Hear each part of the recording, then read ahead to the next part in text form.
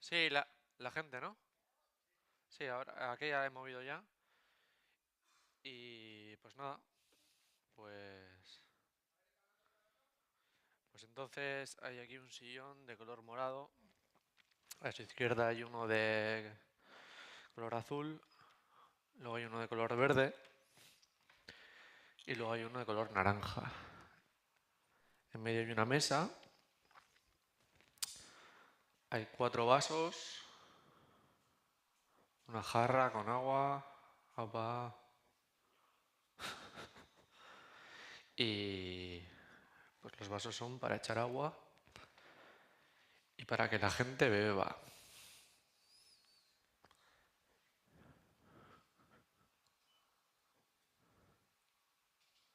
¿Vale? Apa. Vale. Uy. Ta ta ta ta. Hostia.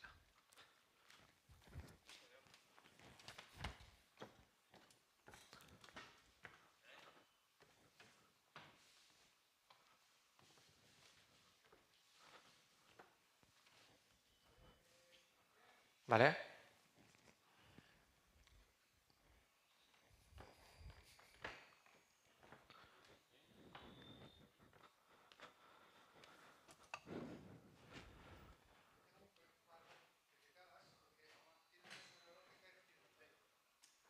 ¿Cuál, cuál?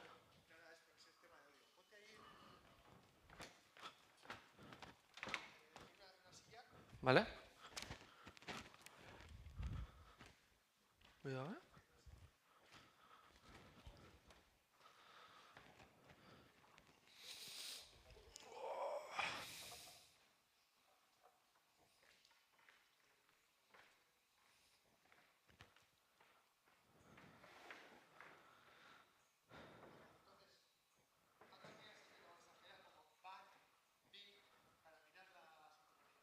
Vale. ¿Audio? Bat. Bi.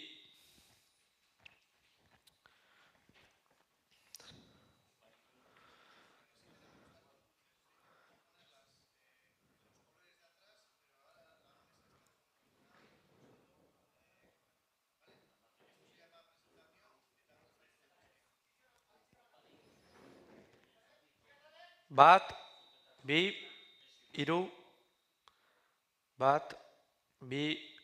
Iru. Bat. Bat. Bi.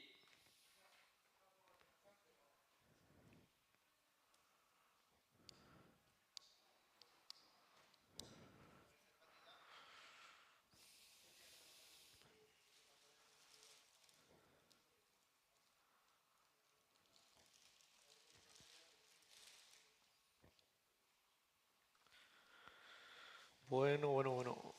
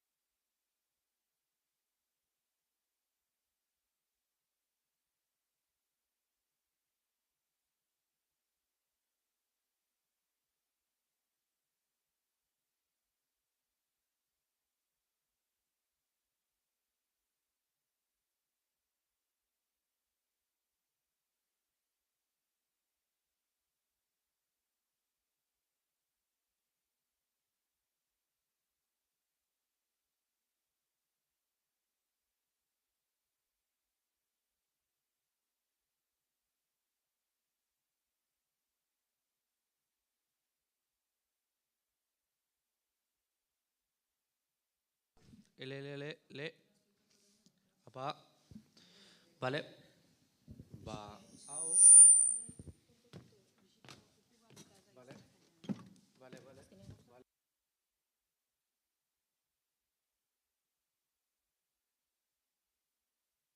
Vale, vale. Vale, vale, vale. Vale, vale, vale.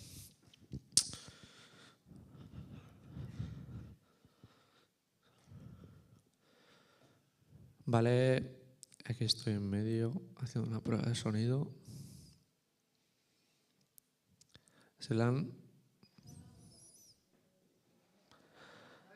Vale, pues sigan habiendo 4 sillas, una rosa, otra azul, otra es verde y este no va.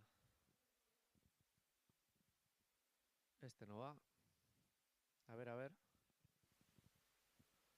Vale, vale, vale. Va. Vale, ahora voy. Vale. Hondo. ¿Listo? Vale.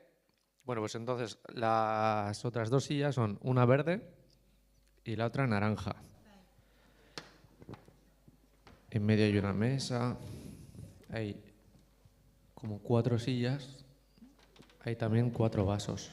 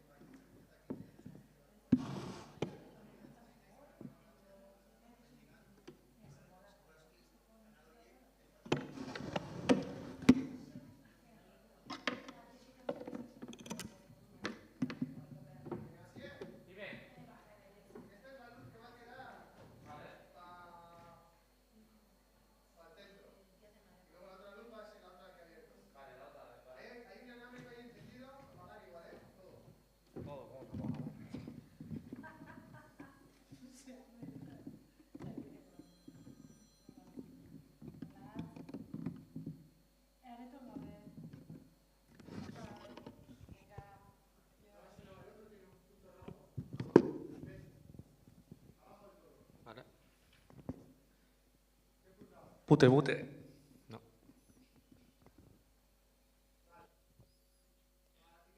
Txa. Hau jartzen du, Vale. Va.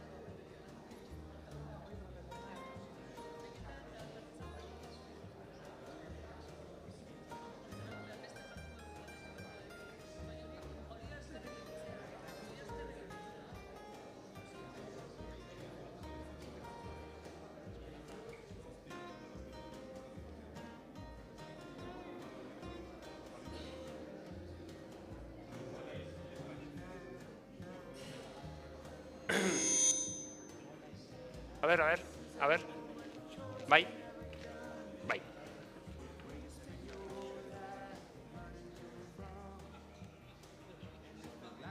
Bai. Bai. Ondo.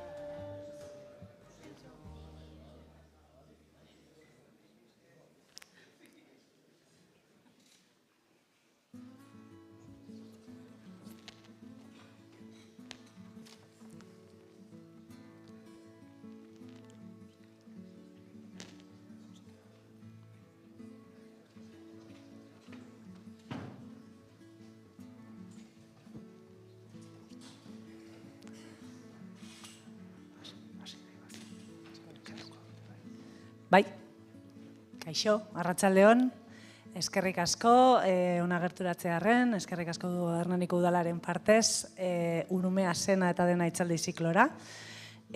Dakizun moduen hitzaldi ziklo hauen 3. edizioa da. Edizio danetan Urumea ibaiaren ikuspegi desberdin bat planteatzen saiatzen gara. Lehenengo edizioan natura eta ondare kulturala izan zen ikuspuntua, 2. edizioan basoa, eta aurten ibaiaren hidrogeologia planteatuko dugu. Ikusi dozuen islariarengatik, imagina bat dozue nondik nora izango den hitzaldia. Mendekogu Iñaki Antigüedad, geologoa, hidrogeologoa, Miren del Val, geologoa bebai, geokronologian aditua, ondo esan badot, eta Arturo Elosegi biologoa. Azkenean, Urumea ibaiak baiaran bertan izan daben eragina eta zelan moldatu daben, zelan eraldatu daben baiara bera azalduko dozkue, baina baita guk eta bertan bizi garenok zelan eraldatzen dugun ibaia bebai, ezta? Hitzaldi zikloak 15 minutuko hitzaldiak izango die, bakoitzak 15 minutu, eta gero solasaldi bat egongo da, nik uste dut aurkezpenik beharrez dagoen Iñaki Sanzek gidatutako solasaldi batekin. Beraz, gozatu eta disfrutatu.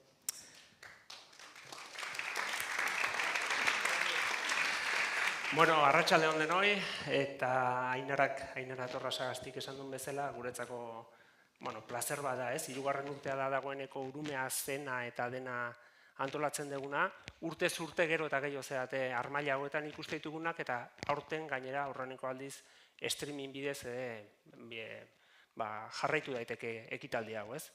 3 gonbidatu ditugu, 3 hizlari on gainera ikusiko zuen bezala, ez da erresa izaten euskeraz eta zientzia bera ardatz dituzten horrelako jardunaldiak hainbestek jendekin ikustea, eta horregatik eskerrak eman nahiko nizkieke bai Hernaniko udalari, bai Mendiriz Mendi elkarteari, ze aurten mendizale astearen barruan ari gara antolatzen hau, eta baita Arantzadi zientzia elkarteari ere, 3. urtea da, eta espero dugu hurrengo urteetan ere jarretzea. Ez dugu askoz gehiago luzatuko, Ainara, emango diegu sarrera, bai, eskerrik asko. Hitzaldiak esan bezala 3 izango dira, aurreneko hizlaria Miren del Val izango da. Miren geokronologian aditua da, gaur egun doktoritza ikaslea EHUko geologia sailean, eta aldi berean Burgoseko Zenie geokronologia sailean dihardu teknikari lanetan. Bere ikerketa lerro nagusia Kantabriar isurialdeko bailara fluvialen bilakaerako aternarioa da, eta horretarako GIS eta teledetekzioa, kartografia eta geomorfologia eta geokronologia metodo ezberdinetan nabarmenduz egiten du lan. Ikusiko duzuen bezala, Mirenek egingo diguna da, iraganetikan gaur egun arteko errepaso txiki bat egingo digu, eta horretarako paisaia nola irakurri daiteken erakutsiko digu, eta prestatu digun hitzaldiaren izenburua Urumea bailararen bilakaerako aternarioa, nola aldatu da gaur egun ikusten dugun paisaia azken milioi urteetan. Beraz, Miren, txalo bat, mesedez ninentzat.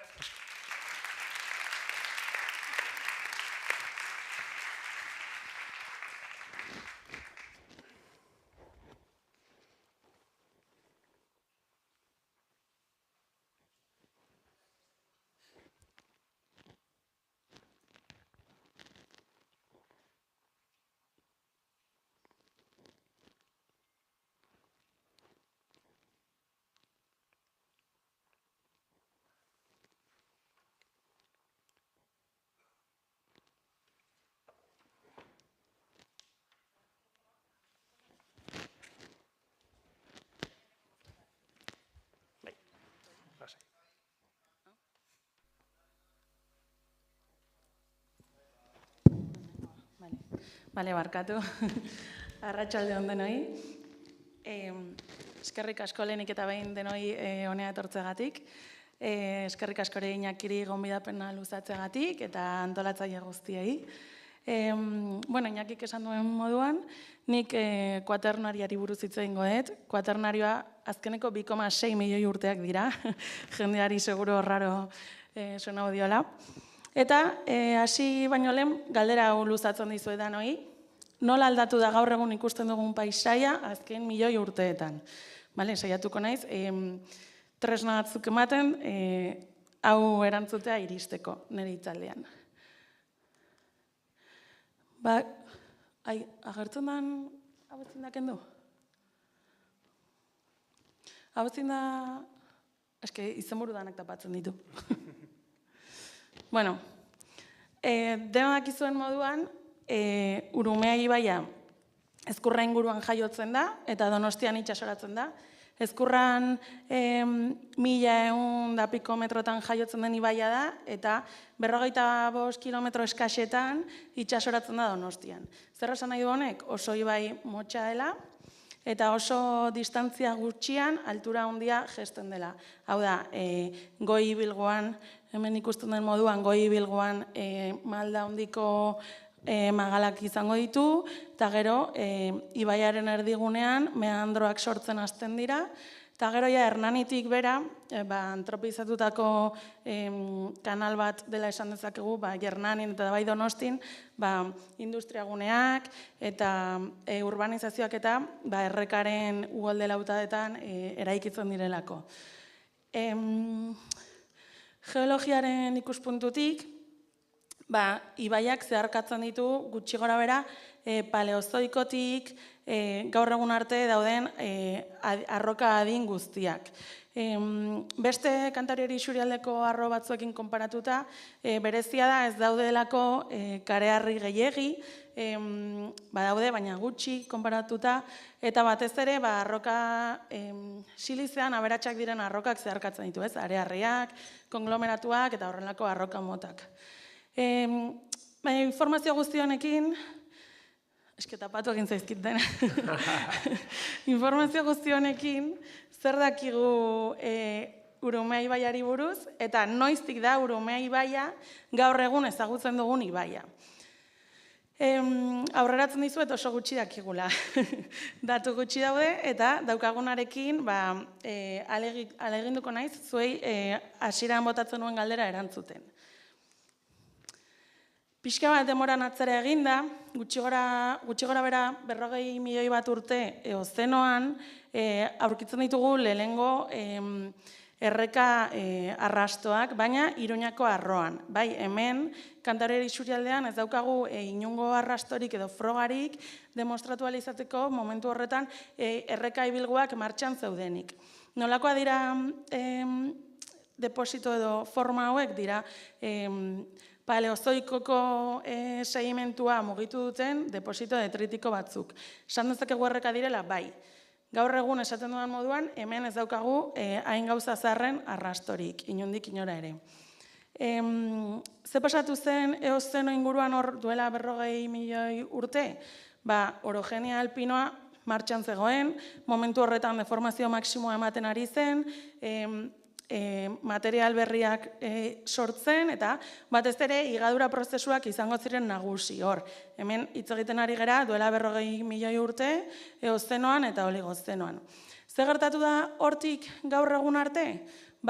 Seguraski, miozenoan zehar, mendi guztien artean arro sedimentarioak egongo ziren, hau da, lakuak, errekak martxan egongo ziren, baina ez daukagu hori demostratzeko inongo frogarik. Gero, eta kontuan izan gainera, eozenoan, momentu horretan, itsaslerroa Urbasaren alturan egongo zela gutxi gora bera. Orduan, gaur egungo ibai sistemak, noiz garatu ziren, hemen pleistozenoan, bai, kuaternarioa, esaten nuen bezala dira 2,6 milioi urte, gaur egun arte. Ditugun frogen arabera, pleistozenoan zehar eman ziren aldaketa klimatikoei esker juntziren garatzen, eta ja holozenoan dela gaur egungo periodo bero hau ez dira gehiegi igatu, ez da garatu. Zer esan nahi du honek guztiak? Frogez hitz egiten ari naizenean, ibaien bilakaera aztertu ahal izateko terraza fluvialetan hartu behar dugu, puntu horietara begiratu behar dugu. Zer dira terraza fluvialak? Horrela azkar esplikatukoet, baina erreka bat egonkorra denean, lehenengo kasu honetan bezala, jungo da bere uholde lautadan sedimentuak metatzen. Eta egonkortasun hori irauten duen enean, zenbat eta potentzia handiago hartuko du uholde lautada horrek. Momenturen batean aldaketa bat baldin badago, erreka hasiko da higadura prozesu batean. Hasiko da bere uholde lautada propioa higatzen, eta gertatu daiteke ere arrokan higadurak jarraitzea. Beste behin aldaketa bat ematen baldin bada, eta beste puntu batean estabilizatzen bada, hasiko da berriro bere uholde lautada sortzen. Hau da, metakinak batzen. Eta horrela, denboraren periodoz, sortuko zaigun paisaiak itxura egukiko du. Eskaloi moduko paisai batzuk. Hemen jarri dut, Ebro baiarako argazki bat, Kantabriar isurialdeko arroetan ezinezkoa delako horrelako eskailera idealak topatzea. Gero hitz egingo dugu honetaz, baina ikusi dezazuen idealizatutako ibai baten terraza sistema demagun, ez?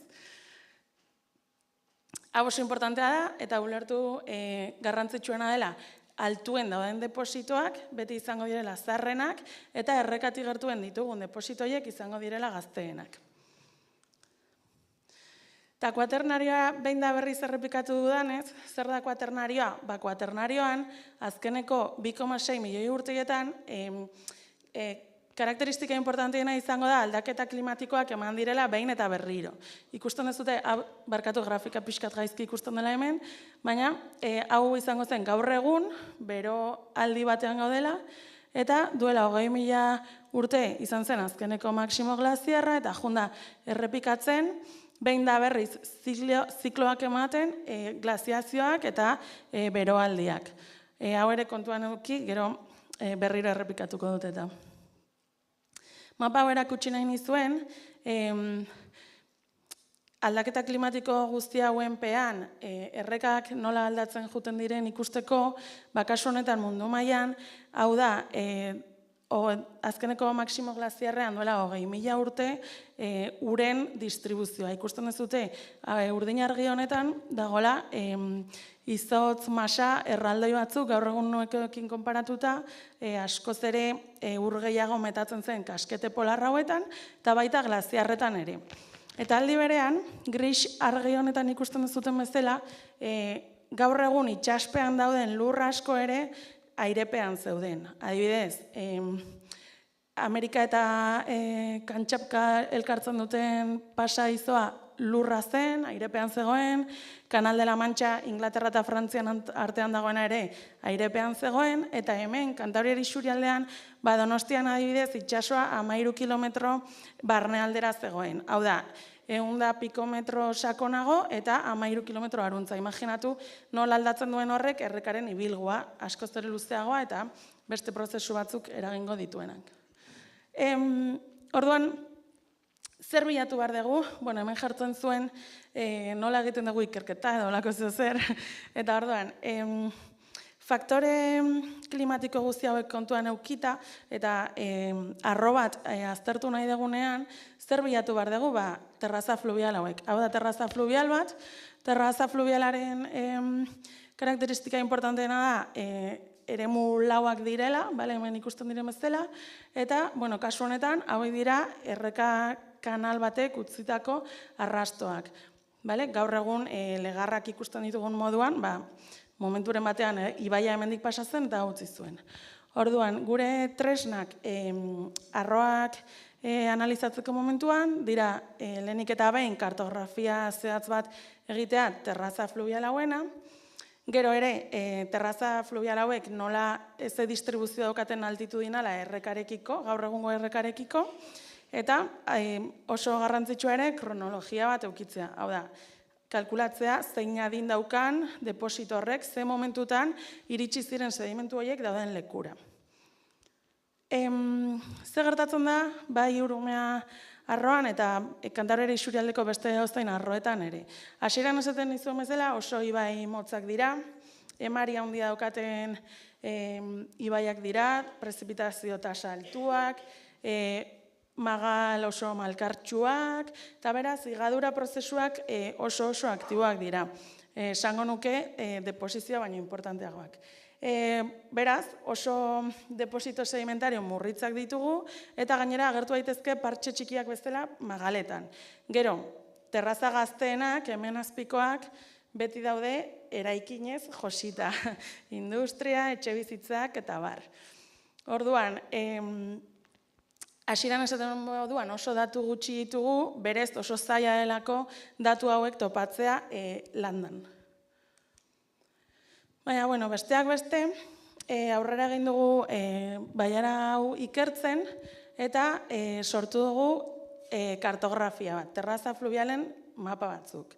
Ikusten duzuten moduan hemen berdez, dira terraza gazteenak, errekatik gertuen daudenak, eta ikusten duzute badaukatela konstantzia bat edo, ez? Errekaren luzeran zehar oso maiz agertzen dira, baina marroiskiagoa direnak, hau dira, terraza zarrenak, oso puntualak dira, paisaian mantxa batzuk bezala agertzen dira, eta askoz ere zailagoa dira ikertzeko. Urumea bailarerako topatu ditugu 8 terraza nivel ezberdin. Hemen Urumea erreka hau izango litzateke, eta baditugu terraza hauek 120 metroko altuera arte. Kontuan izan, lehen esaten nuena hemen terraza gazteenak errepikapen handiago daukate, eta gero goiko parteetan ez dakigu higadurak eraginda edo existitzen ez direlako, baina askoz ere terraza gutxiago topatzen ditugu. Eta gainera, adin batzuk ditugu deposito hauentzako. Markatu. Kasu honetan,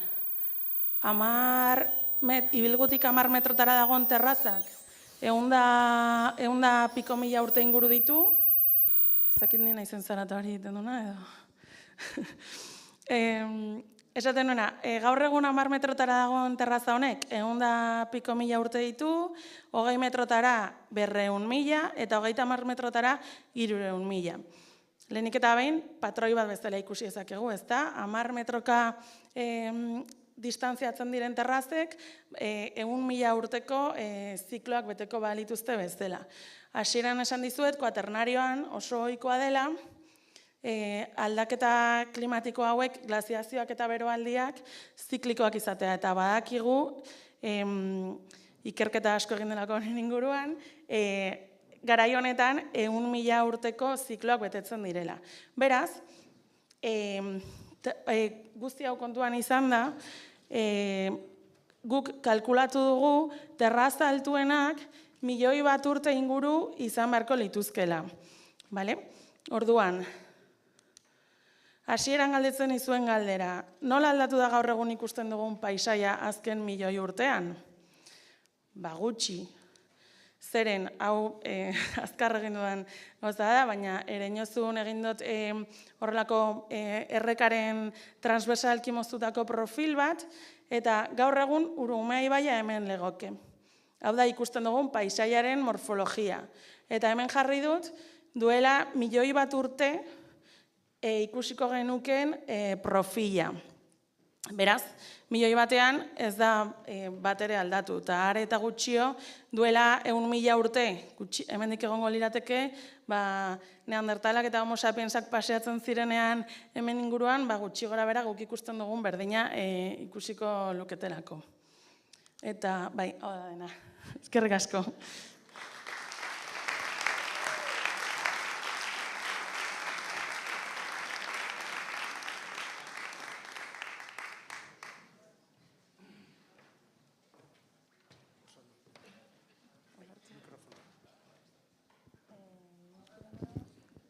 Bai.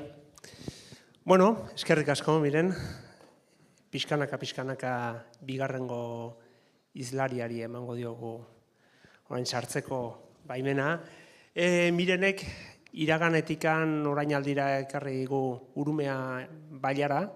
Urumea arroaz hitz egin dugu eta hain justuki Urumea arroaz hitz egingo du eta Urumea arroaren barruan, dauden ibai eta errekez, Iñaki Antigüedadek.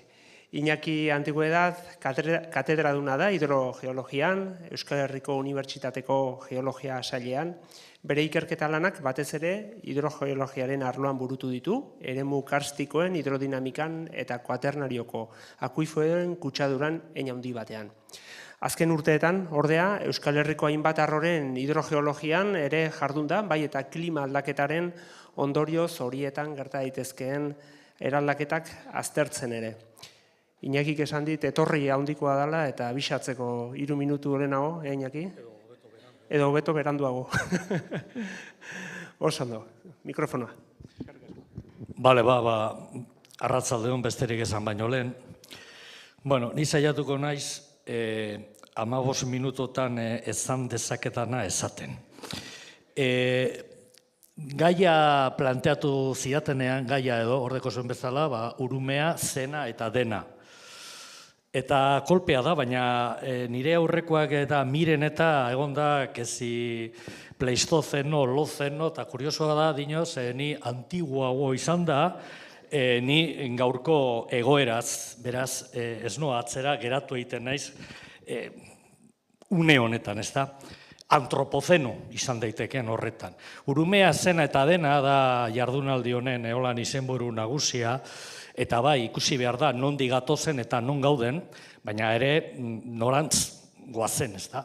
Ze azken finean, batek esaten zuen bezala, etorkizuna geroa ez dago idatzita, espazio librea da, uholdegarria seguruenik ere, eta azken finean gure gaurko erabakiekin ari gara modu batean edo bestean bide hori egiten, onerako edo txarrerako. Beraz, eta zer izango da, hori zuek ere esan behar duzu zer esanik ez.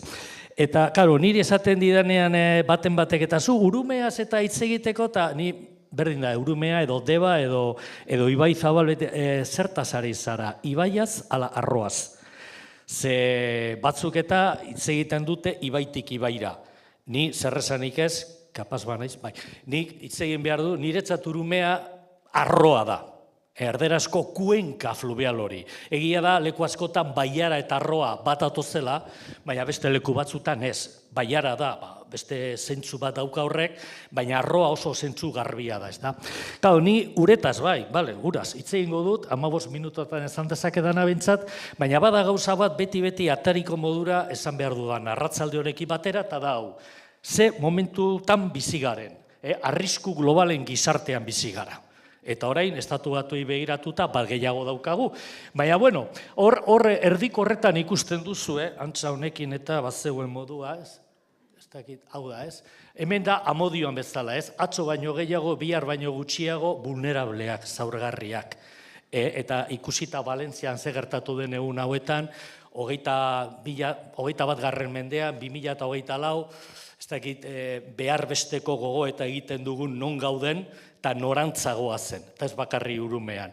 Eta hemen, ez dakit horti segurazko ez duzu ikusiko, baina hemen da kartel bat, cambio climático, jornada cambio climático, behan jartzen du, mitigación y adaptación, 7 de noviembre de 2024, gaur. Non eta zeinek antolatuta el Ayuntamiento de Paiporta. Claro, ez dut uste egingo zutenik gaur hau, ni Paiporta ikasi dut izena orain dela 4 egun, baina hor kuskuseatzen zarea eta bitu. Gaur zeukaten eguna, ez da? Claro, ez da jardunaldi baten kontua da, etengabeko gogoeta hori. Arrisku globalen, hor sartzen da, elikagaiak, energia, osasuna, pandemia hortxe daukagu oraindik, ura, tabar, ez da. Nik askotan esaten dut, eta beti gaude interesatuta, gauzak aldatu nahi ditugu, baina batzutan ikuste dut ez diogula garrantzia hundirik ematen edo behar bestekoa burua prestatzeari. Inkluso hankasartzeari, baina burua prestatzeari.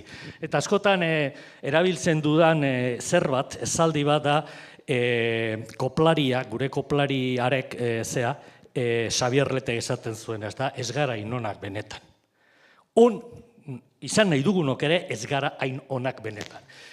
Orain dela pasaren astean agertu da dokumentu hau, nazioarteko, bueno, hor tapatuta dago, baina nazioarteko uraren inguruko zerbait, erakunde batek, eta justo ni horren gainean nagoela, batzutan enteratu ere zara egiten, 11 gauza eta, baina justo garak, 2 egunetan, igual zuetariko batzuk konturatuko zineten, atara du 2 egun segituan reportaje bana, bi horrikoa, hain zuzen honetaz.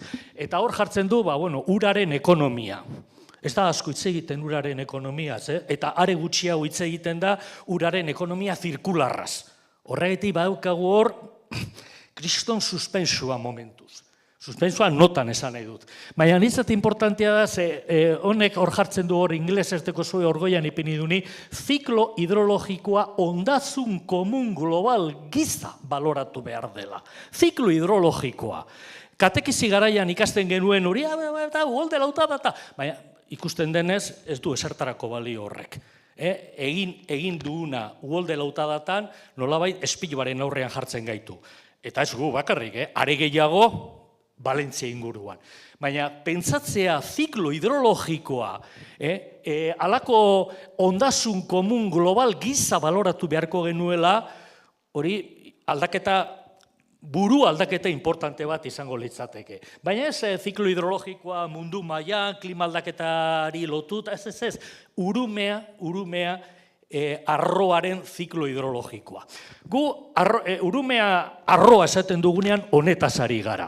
Gu orain segurazko egongo ginateke hemen nonbaiten, Biteri kulturzerean, hemen, hau da urumea ibaia eta hau da arroa.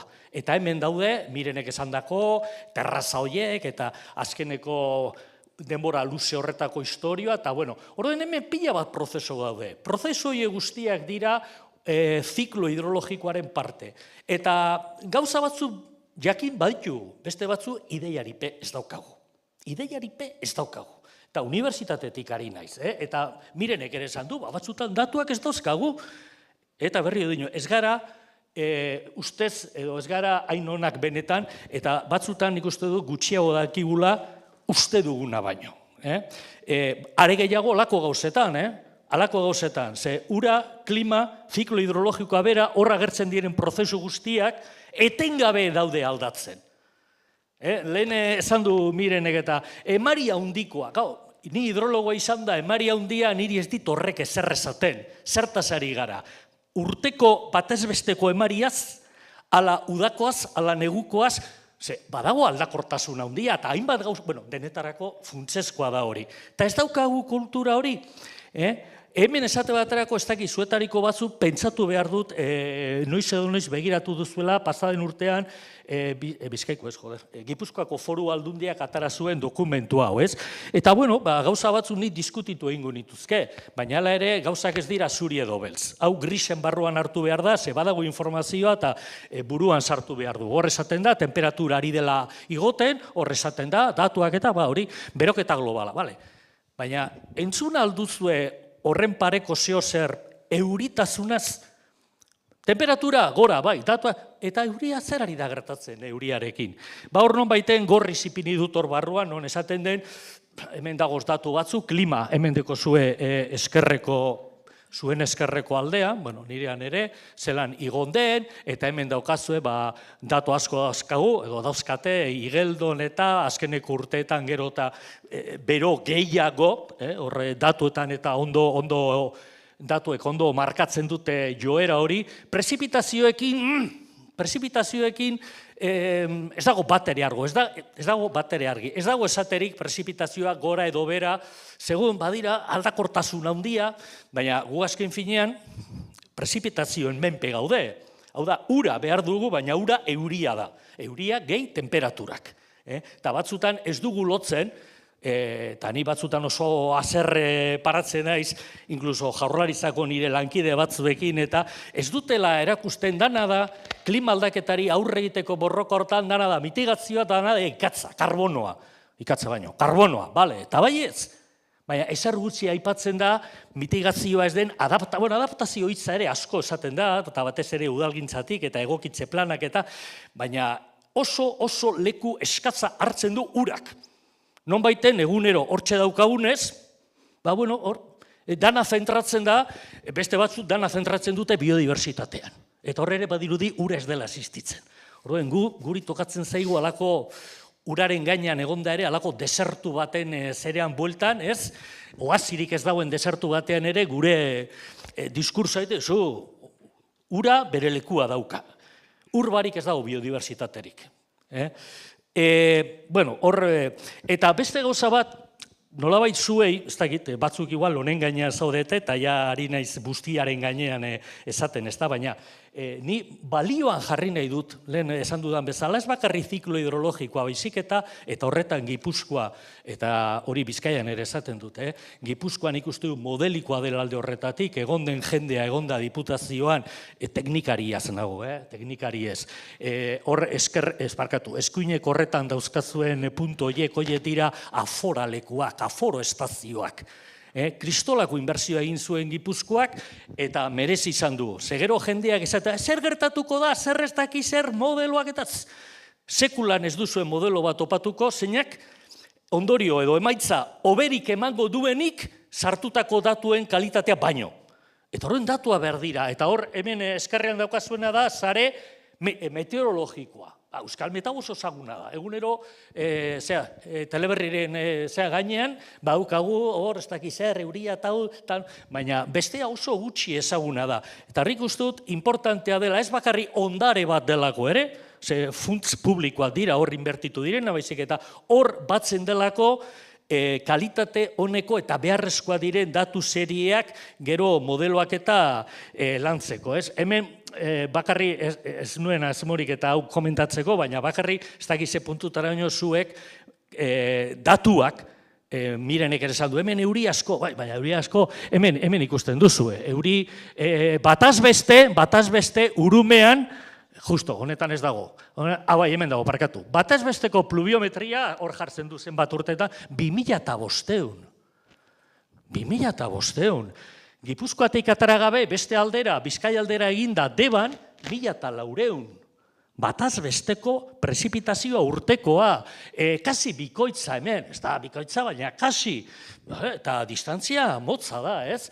Edo, bueno, inguruan, Oiartzun bidazoa, zerrezanik ez, 2000-tik gora, zue bizizarete alako txizontzi batean, gero, basoazte karrantzaldera, eta, Claro, honek ere badauka gero bere gorakoak eta bere berakoak, ezta? Orduan, esan nahi dut, datu hauek eta Gipuzkoako horregatik jarri dut, ez da diputazioari, ez daukat bat ere zerik eta inori propaganda egiteko, baina datuak badaude eta batzutan komeni da uraren gainean interesa duena kuskuseatzen ibiltzea, ez? Badazpada, noiz edo noiz basoazte lapurtzen edo, afora leku guztietan webkama dago. Eta hori ni atzo sartu nintzen, eta pantailazo tordeko zue. Atzoko, goizeko 9:40, Ereñozuko zerean hor ikusten da. Claro, atzo zegoen emari handiri, baina noiz edo noiz ura onaino daukazuela, sartzen bazareta ikusten, aber zer ari den gertatzen Ereñozun, hori ere kulturaren parte bat, ez? Urre maria, hemen agertzen dira beste datu batzuk. Azken finean, guri askotan kasetaritzatik egiten zaigu galdera da, mende honen erdialdean edo, ze emari izango dugu erreketan? Segundu, hori beti, 4 segundotan. Eta nik esaten du bat, pasa iragarkietara, informazio gehiago emango dute. Baina gauza bat, eta 4 segundotan ezin da esan, baina galdera bada nolakoak izango dira bihar Urumeako emariak, batazbestekoak, neguan, udaberrian, tabertaz, urte sasoietan, kontu ez da bakarri ze klima izango dugun. Hori ere, azken finean horre jarri dut, klima zer da? Gehiago da, hor agertzen dena baino, prezipitazioak eta temperaturak. Temperaturak igotzen ari dira. Beraz, temperatura gora egiten badu, bada kontzeptu bat ere, gora egingo duena, eta da, evapotranspirazioa. Prezipitazioa aldatzen ez bada ere, gutxiago geratuko da.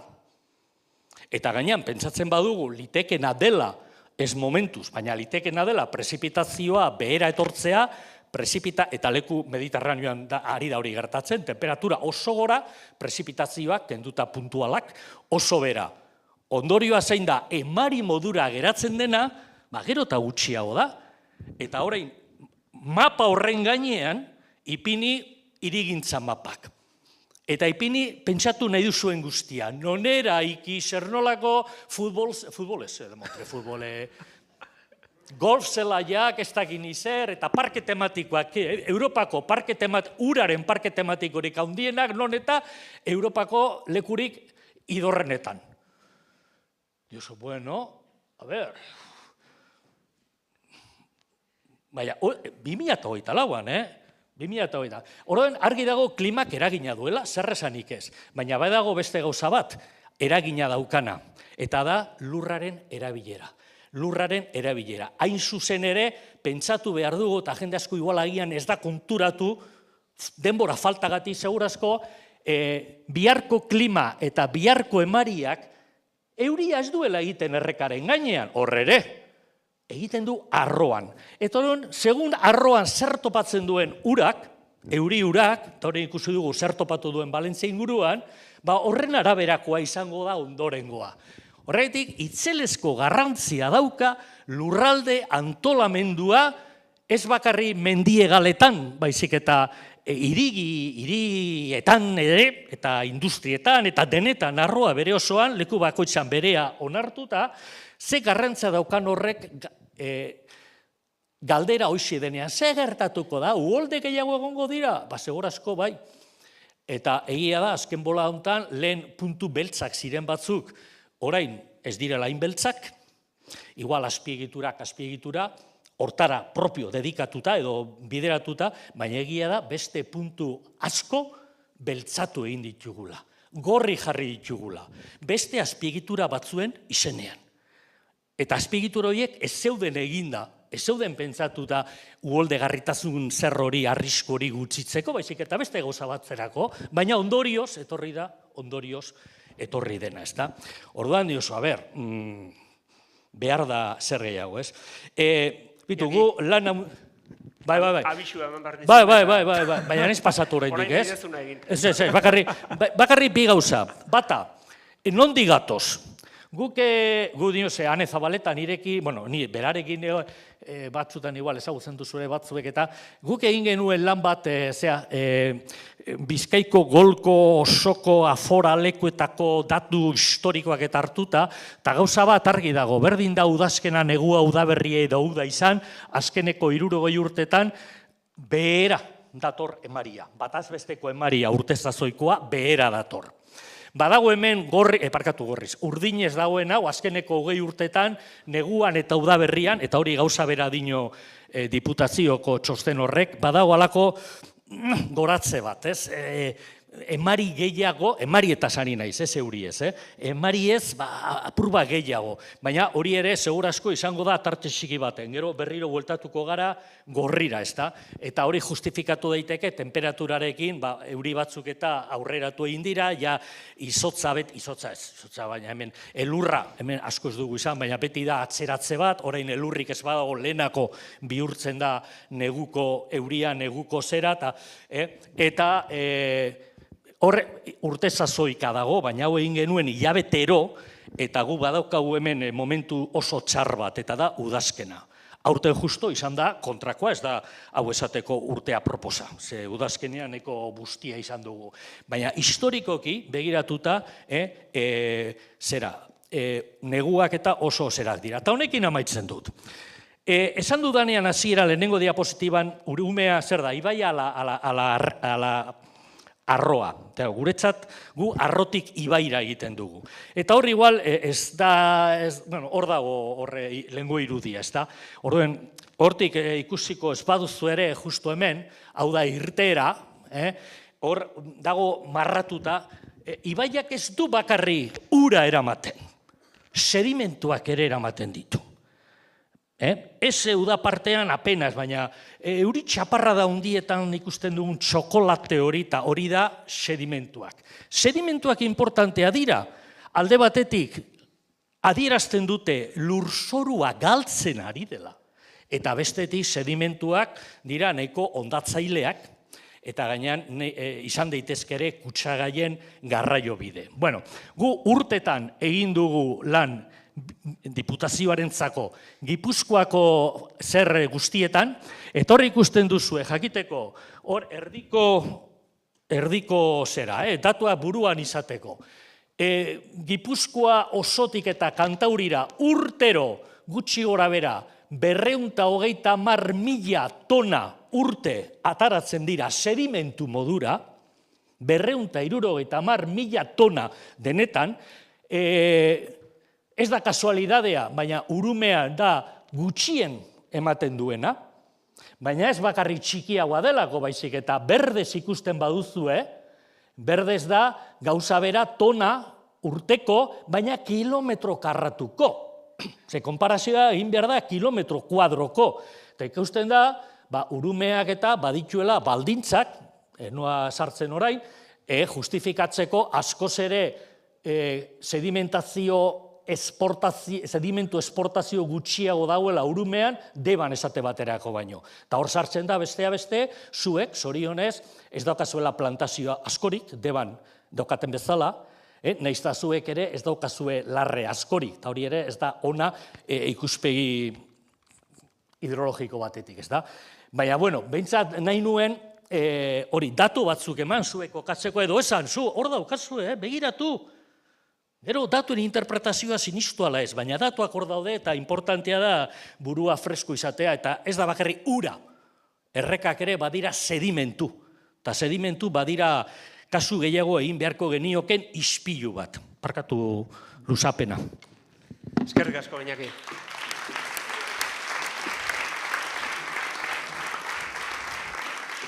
Bueno, ez dakit Arturo entzun duzun, batzuk dena biodibertsitatean zentratzen dute, ez dakit sentitu zean, ez? Pixka bat bai, ez? Arturo erosegi deituko dut orain 3. hitzaldirako, ez da gogoan daukazun, Arturo 2005 inguruan, orduan izokinaren populazioaren jarraipena egiten ari nintzen, agian ez gogoratuko, Ugaldetxoko kurba horretan lanean ari nintzela, todoterreno bat gelditu zitzaidan, ikaragarrezko susto hartu nun, ze pentsatzen nun galdezka hasiko zara, mutil raro hau zertan ari dan. Eta hor topatu nun, urte betelenago, nire irakasle izan dakoa unibertsitatean, Arturo. Arturoren atzetik beste 3 todoterreno zeuden, horrelako zerbait, gogoratzen dut. Eta hor duntxe, urumea arroaren goiko aldetik zetozten. Ez ez gogoan Añarbetik edo Artikutza ingurutik, uste kanpotarrak ziala, eta garai hartatik, Arturo edo lehenagotik urumean jardun da ikerketa lanak egiten eta proiektuak egiten. Orduan uste dut, momentu honetan norbait proposa baldin badago biodibertsitateaz hitz egiteko, bagian Arturo bera izango dela.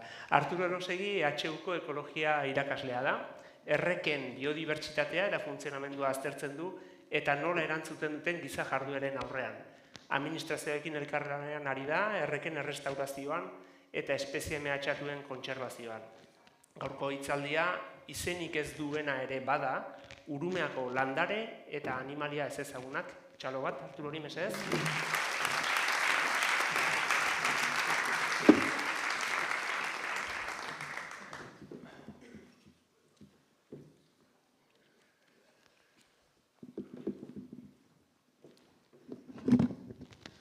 Zabalikatan daukan aurkezpena desagertu gintzait. Iñakik biodibertsitatearen kontra da gizuten edozein gauza.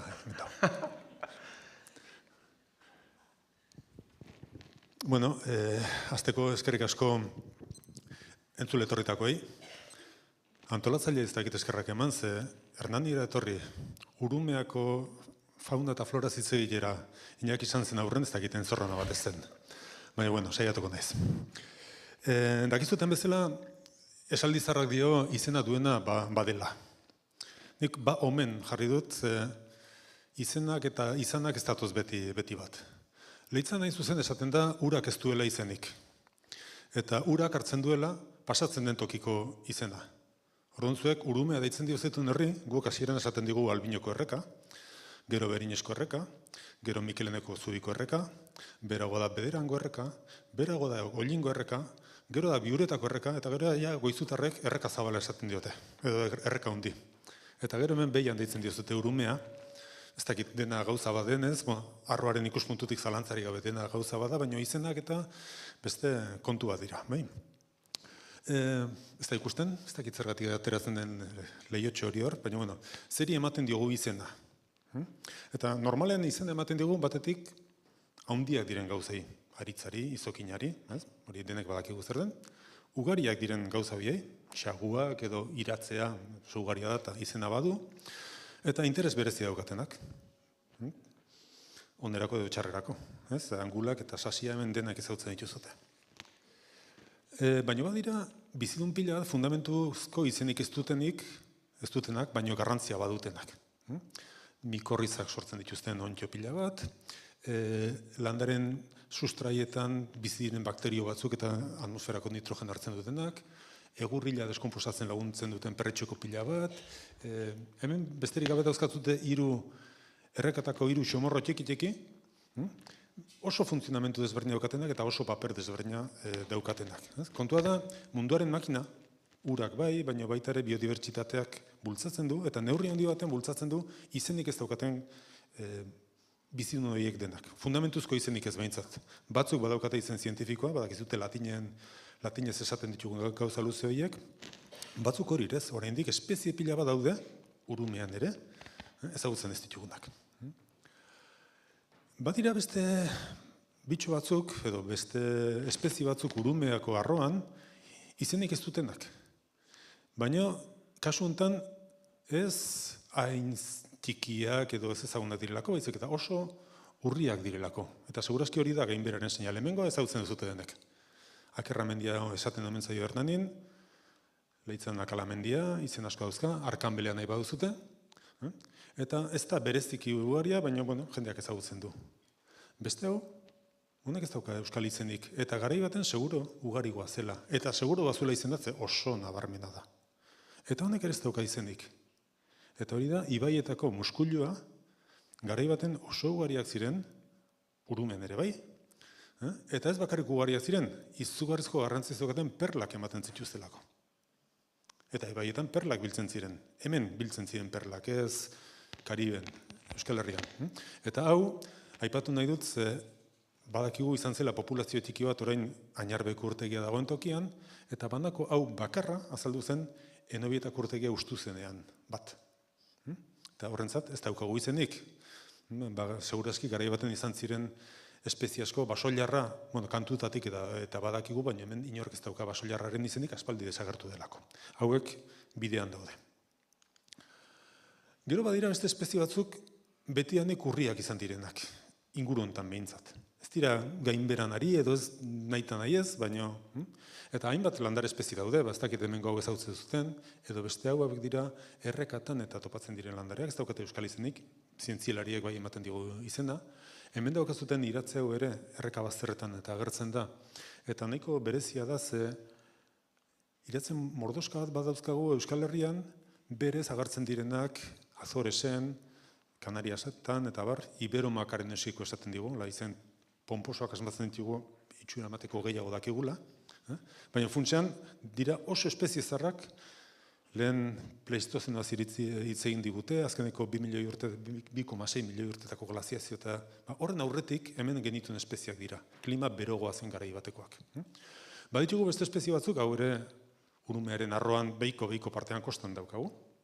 Oso espezie bitxi bat bakarrik Euskal Herrian existitzen dena, edo Andre Pirineotarra, ez dakit, bakarren bat geratuko den, Iñakik paken ez ditulako uzten.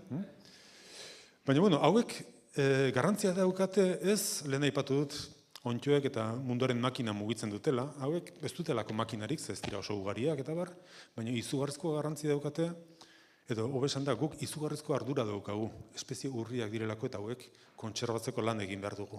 Gure ardura da, bitxikeria hauek kontserbatzea. Bitxiak beti dira arraroak. Bitxi, diamanteak eta horrelakoak bestela lirateke bitxiak izango hauek, bitxiak dira eta bereziki zaindu behar ditugu.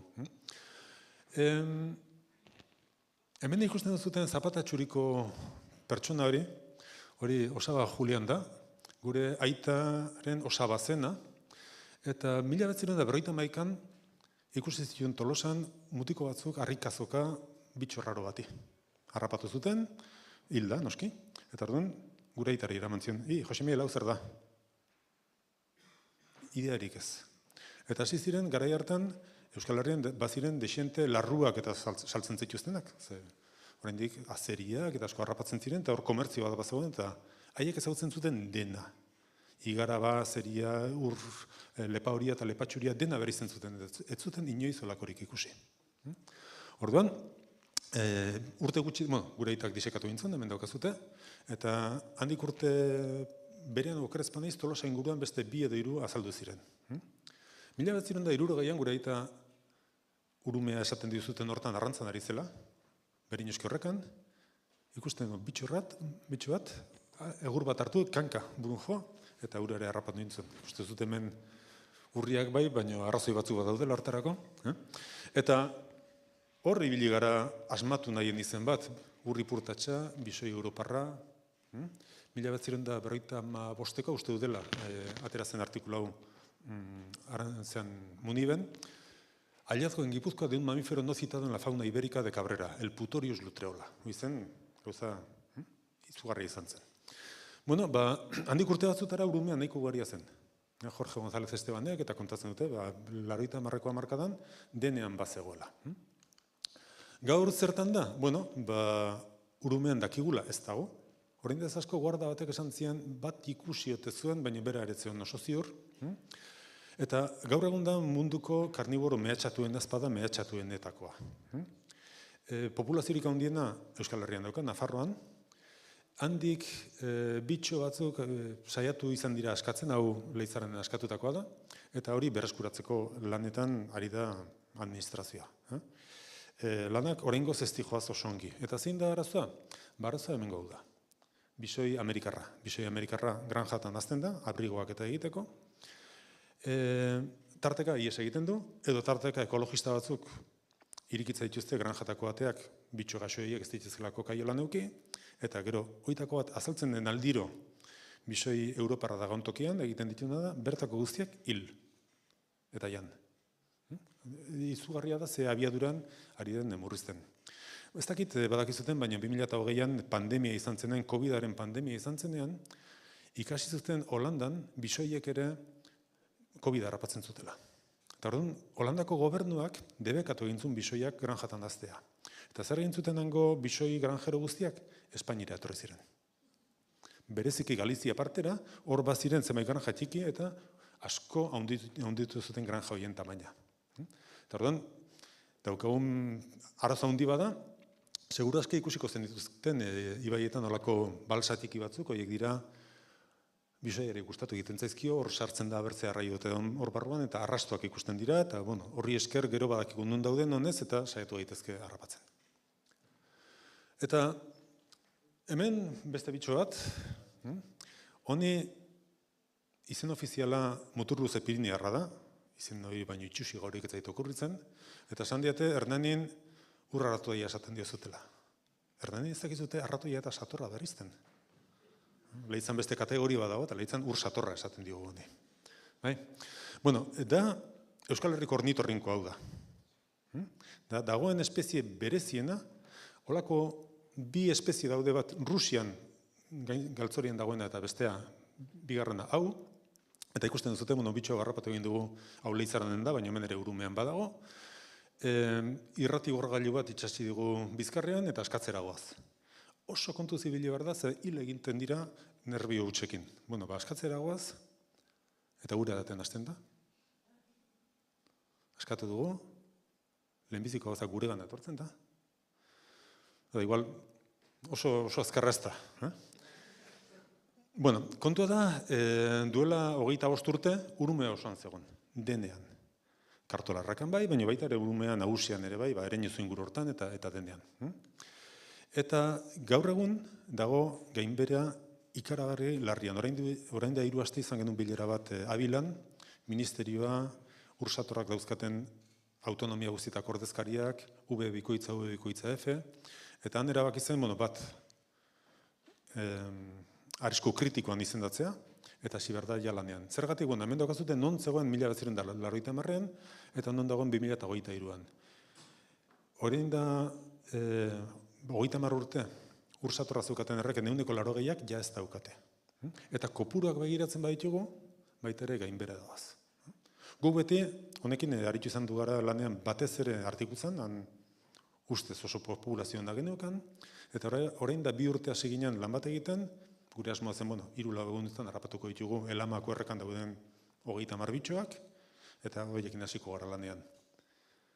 3 egunetan ez pasatu genituen 10 egun bitxo bat harrapatzeko, eta zagen ze pasatzen da, ze gertatu da artikutzen. Eta orduan hasi ginen, Nafarroako erreka guztiak begiratzen. Hau da, 2003an non zeuden ursatorrak, hemen dago artikutza, eta hau da Ollin, hori da Asura, eta gaur egun non dauden, urumean oraindik mantentzen da, baino ia desagertu egin da Isabatik, desagertu egin da Ustratzetik, desagertu egin da Abaurrea ingurutik, eta bar. Zein da arazoa? Batetik daukagu arazo oso nabarmen bat populazioak zatituta daudelako. Eta zerk zatitzen ditu populazioak? Besteak beste, zentralek. Hau artikutza da, hemen daukazute Ugaldeko presa. Eta hau gero dijoa, kanala dijoa, Berdabioko makinetxera. Artikutzako goiboko partean, populazio on bat dago, edo urte onak behintzat badauzkana, eta populazioa daukagunean gazte asko jaiotzen dira, eta badakizute Erasmus, berdin, gazteak kanpora. Eta orduan, hor goitik abiatzen da, ursatorra bera, iristen da presara, eta erabaki behar du, nondik joan. Ia agortuta dagoen errekatxarrontatik edo itxura hona duken kanal honek. Eta kanalea zehartzen da. Nik 2 behintzat ikusi izan ditut kanaletan. Eta noski, beste aldean bakizute kanalaren beste puntan zer dago, turbina.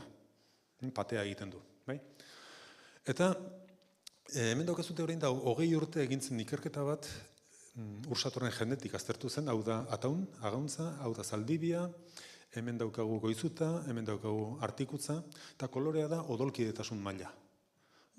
More hau da denak direla elkarren lehengusuak esan behar dunez, elkarren senideak dira, Artikutzan hobeki xiego, hor hobeki, kontua da, orain da 20 urte, more ziren guztiak desagertu dira. Eta orduan, ze gertatzen da? Artikutzan badaude urte hon baten izan daitezke 50, baina damazkite hola ainainarpek urte egintzen ezkerozik, 30 urte. Denak elkarren lehengusuak dira. Eta beste tokitan berdin gertatzen da. Orduan, odolkidetasuna problema handi bat da. Eta badago beste bigarren problema bat da, eta berriro bisoi amerikarra.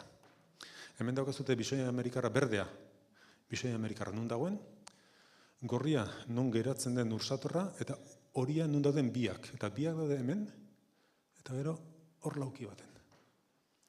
Bisoi Amerikarra sartuela, ez da bakarrik bisoi Europarra desagertzen, ursatorra ere desagertu egiten da.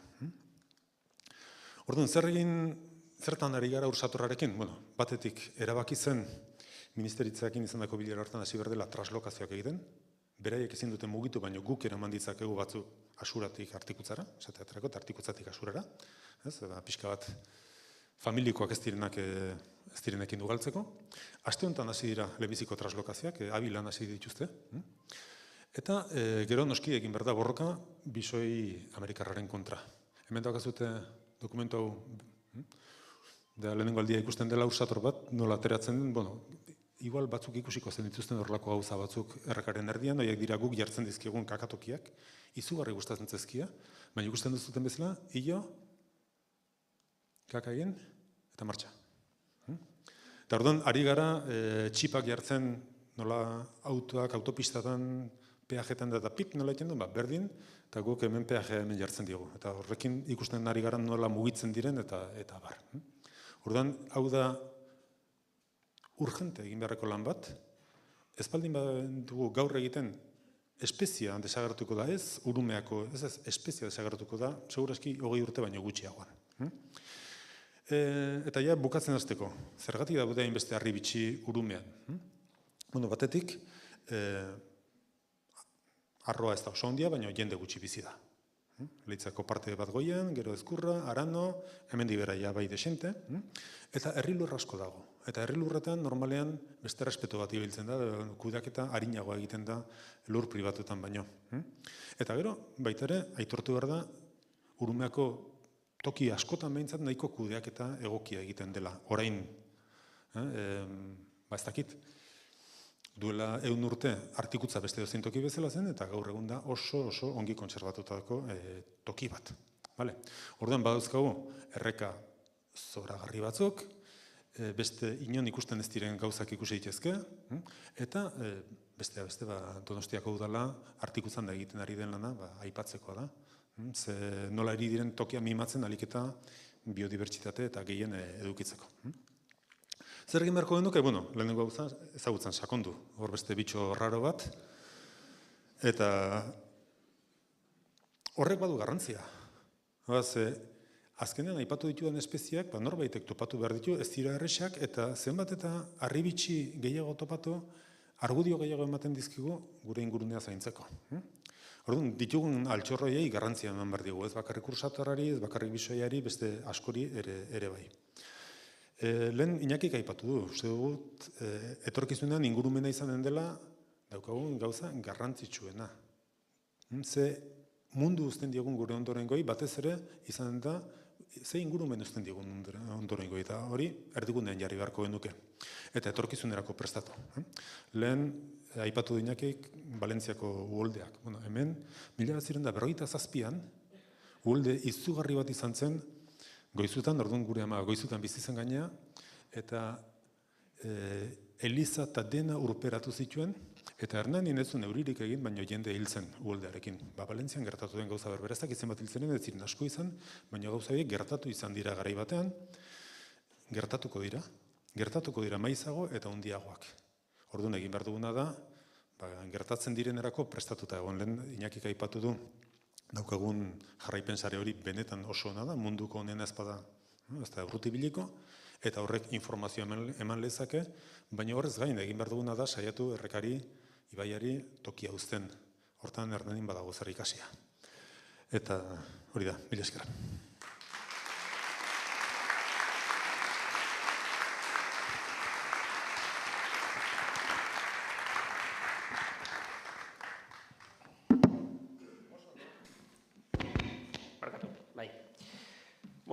Eskerrik asko, hitzaldiak behin entzun da bigarrengo zatia pasako gea, mai ingurura. Orduan, mai inguruari dagokiolarik, aurrena ingo duguna da, pixka berotzen juteko bakoitzari kalderatxo bat egokituko zaizue. Arturo, zuk ikusitaz egin diazun, igual zailena jarriko izut aurrena. Baina, miren, zugan ikasiko gea, gero utziko izuegu tartetxo bat, noski, kaldera gehiago balin badituzue. Miren, emango dizugu aukera iraganera bidaiatzeko. Zu iraganean ibilizea, guain emango dizugu aukera bidaiatzeko. Eta denboran atzerako bidaia horretan, zuk aukeratu behar duzu nora joan, ze garaitara eta Urumeako ze lekutara. Zertarako, oraindik ere, erantzuna bilatu ez diozun horri, edo hori ikusteko. Nora joango zinake, ze garaitara eta ze lekutara.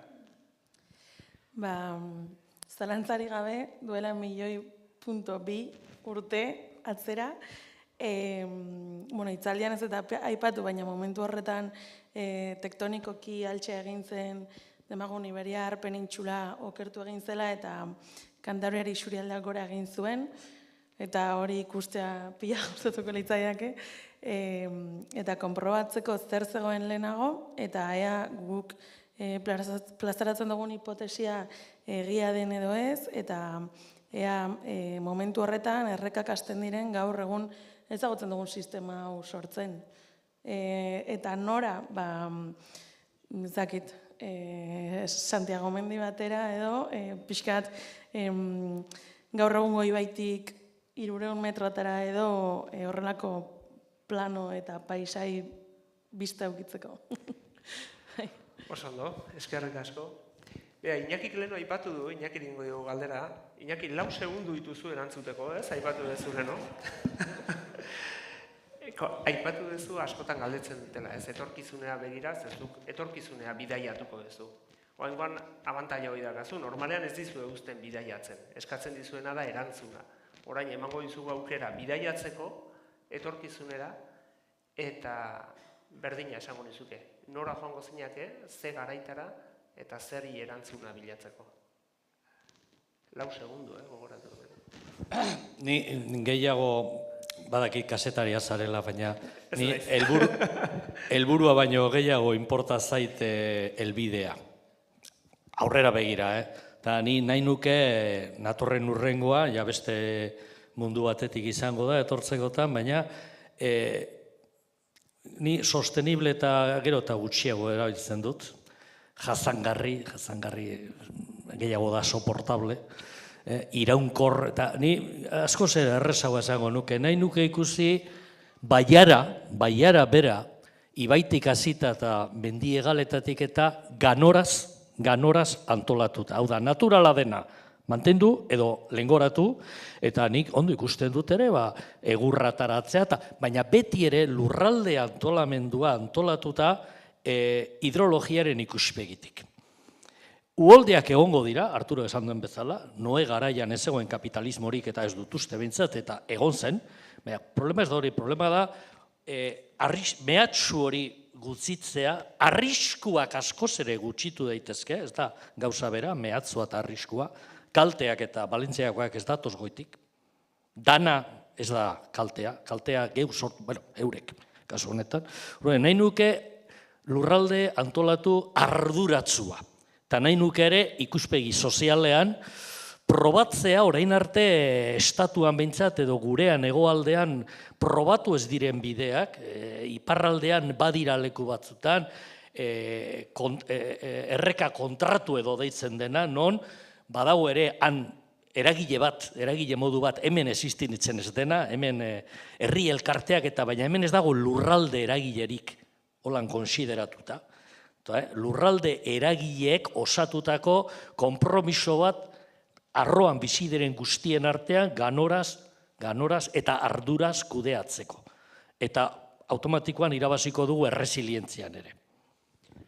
Ez dakit, uste horri inguruan arduradunik badagola, esik entzungo zuen edo apuntatuko zuen, behintzat apuntatu dugu, ez dakit norbaitek entzun ez badu, gero grabatuta gelditzen dago gaina, Iñaki, asik oso ondo. Arturo, ordu asko sartu dituzu, Urumea baiaran, artikutza inguruan, Añarmi inguruan, eta bar, ikerketa lan asko egin dezu hemen inguruan, pentsatzen dut egongo dela egunen bat, edo proiekturen bat, edo aurkikuntzaren bat, benetan esan gogoan daukazuna eta ez dezuna ahaztuko. Bai, eta bereziki nik esango nuke niri Urumean tokatu izan zaizkidala. Gure lana nahiko tristea da. Azkenean ari gara problemak topatzen. Orain ari garen neurtzen, euri urak ze sustantzia kutsatzaile sartzen dituen ibaietatik, hirietatik ibaietara. Edo zentral hidroelektrikoen inpaktua, edo lehorten ez dakiz zer, eta beti gabiltza gauza txarrak.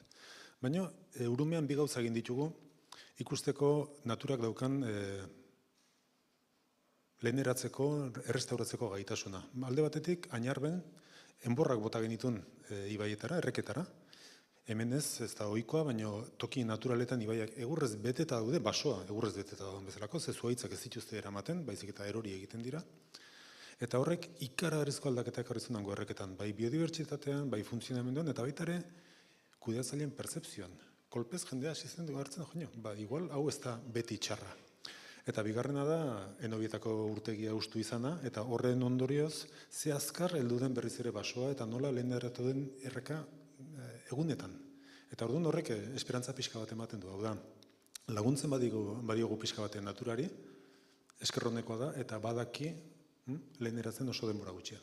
Eta horrek erakusten du eraberean, agian, noizbenka, 1000 artean esango du, kakotxa artean, arriskuak ere hartu behar dira kudeaketan, ez aurretik, horiek hasiera batean ez lirateke proiektu arruntak izango, ezta? Bai, Añarbeko hori izan zen, lehenengo aldia penintsulan gutxinez, eta igual Europako hegoalde osoan, enborrak sartzen zirela ibai erreketan. Eta izugarrizko eztabaidak izan genituen kudeatzailekin, Foru Aldundiko teknikarekin, eta guk ez dugu ikusten hori agian Alaskan bai, baina hemen beste gauza bada, eta asko kostatu zitzaigun konbentzitzea.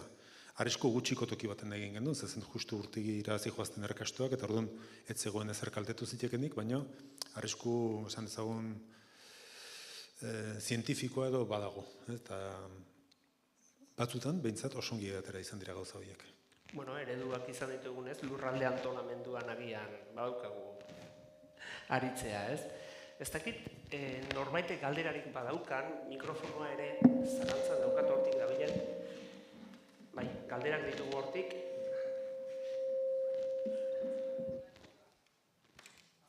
Bai, momentutxo bat, Ez da ditagu, piztuta dago. Pasako ez duen, mesedez. Horratzetik galdera badago.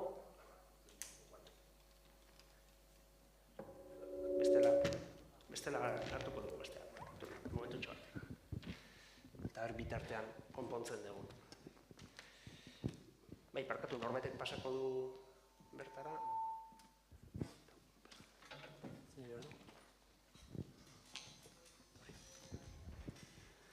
Gabon, Iñaki Antiguedari galdera bat egin nahi diot. Esan digu, zorte honeko agiala hemen Urumea bailaran, nahiko arro naturala edo daukagula, baina belaziak ere bere garantzia duela eta hor gelditu naiz. Jakin nahi nuke, Urre Marian edo uran zikloan, belaziak duen garrantzia basoarekiko eta naturaldan belaziak egotea o belardiak egotea. Utziko bagenu ez litzateke baso bihurtuko?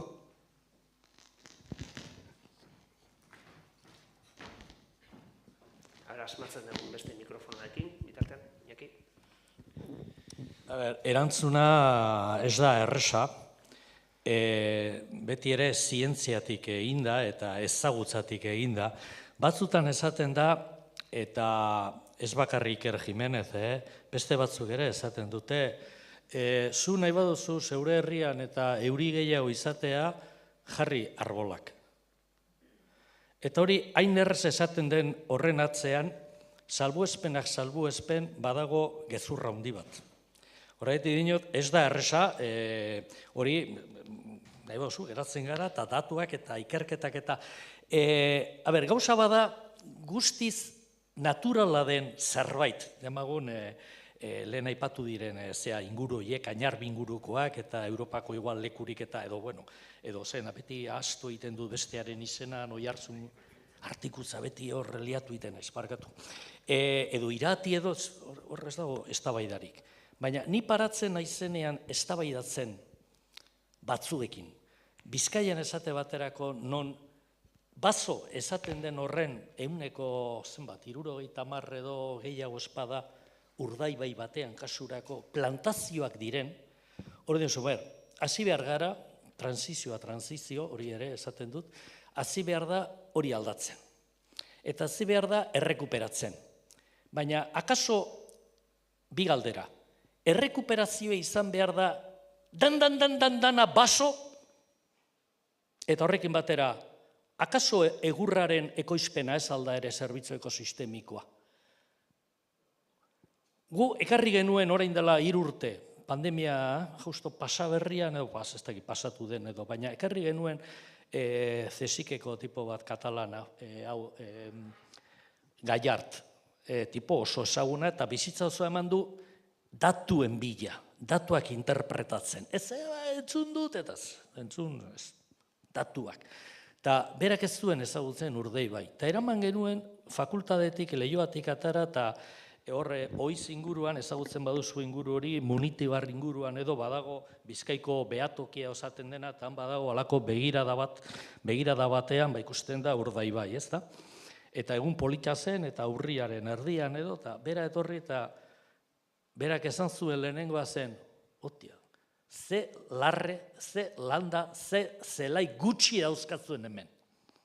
Eta horren, ni dinot, naturala dena mantendu, baina atzera egin behar den, bersortu behar den, nolabaiteko lurralde antolamendu horretan, esan beharko da, non den posible eta zelan, ze arazoa batzutan ez da pinu da pinuaren, pinudietan egiten dena, eta hori guk asko landu dugu Gipuzkoan eukidugulako horren aukera, Ane Zabaletarekin, eta hor islatu egiten da hori sedimentu esportazio datuetan.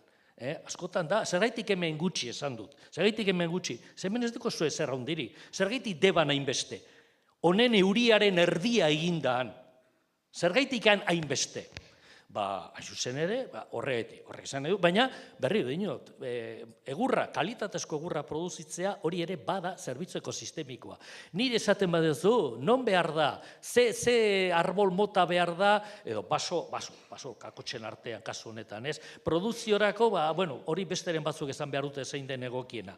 Baina zin nire esaten badiaten non, nire esan han ez, hor behar bada. Han ez. Zergaitik, ze bada kontzeptu bat gu askotan erabiltzen duguna uraren ikuspegitik.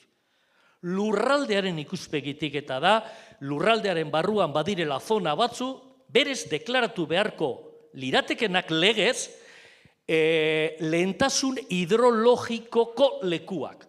Egia esan lurralde osoa da lehentasun, lehentasunen artean badira zerak. Eta gure borroka momentu honetan, Bizkaian esate baterako, Urdaibai inguruan hain zuzen ere, Torgabiz Neikerrekin, Bezeirurekin, EHU eta hango Bilbao Bizkaia partxorgoekin, da, zuek azken finean, zuek badeko, zuek zarete, Gipuzkoako ura konsortzioa, ez da? Ez, edo, zer deko zuen? Austia, parkatu, jode, hemen txabertado kasuetan, Ainarbe, bale. Baina, Bizkaian esate, eta hemen Gipuzkoa leku askotan, herri txikia batez ere, badauzkate kaptazio propioak, hartuneak, ez? Eta orduan, karo, guretzat, eta legeak orain atara diren azkeneko direktibak eta hoien transposizioak edo Espainiako legedietara argi ezalten dute hori, baina oraindik beti ere, oraindik ez da materializatu, ez da gauzatu, zaten da, hartuniak dire lekuetan horren buelta osoan, eta hor diskutigarria da distantzia, hor mantendu egin behar da naturala. Naturala, zan edu, eukalitatea badeko zuaitzak ipini, baina ez, hor ekoizpena ez. Bakarrik konservazioa. Eta dauden pistak itxi, eta dauden ez da gizet, baina behar da egurra, bero besta gauza da zer egiten dugun egurrarekin, hori beste ez da bai da. Baina leku batzutan, basoak produzitzeko, beste batzutan, konservaziorako, eta beste batzutan, hor larreak daude, utzi larreak hor, azkenean bazotu egiten direla oso ondo, baina ez animatu, zer gertatu da Baztanen? Baztanen eta zer asko dagoan, Baztanen oraindik ere badago larre asko.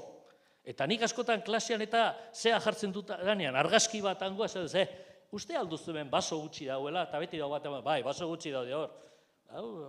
Ez dut uste baso gutxi dauenik, dago larre asko, eta hori igarri egiten da eurien errentagarritasunean. Batez ere kaptazioa diren lekuetan. Askoz ere evapotranspirazio gutxiago dago halako larre zerretan, zuhaitzetan baino. Jendea pentsatzen du zuhaitzek ez dutela ura hartzen, eta badago borroka bat, hor dago dato bat, Gipuzkoako dokumentu hortan. Apur bat esageratuan nire ustez, baina noa diskutitzen orain. Baina Bizkaian ere esate baterako antzeko parezido da. Euri asko ala gutxiego, berdin da, Karrantzan edo hemen diferentea da, justo hemen onartzen dut, hemen beste goera temperaturak ere ez dira. Baina zu bazoaz Deba, bazoaz Ibaizabal, bazoaz Kadaguara edo, urteko euriko puruaren 140 bat ebapotranspiratu egiten da. Egia da, hori gero parte importante bat euria dela Gasteizen. Ala beharrez. Baina ebapotranspiratu egiten da gehiago berez gertatuko zena baino. Zergaiti, bai zuzen ere, aposto handia egin dugulako, asko konsumitzen duten zeretan eta batek esaten jaki. Baina eukaliptoek eta 12 urte daukatenean, ezer gutxi konsumitzen dut, justo zuen bosten duzuenean, berria sartzeko.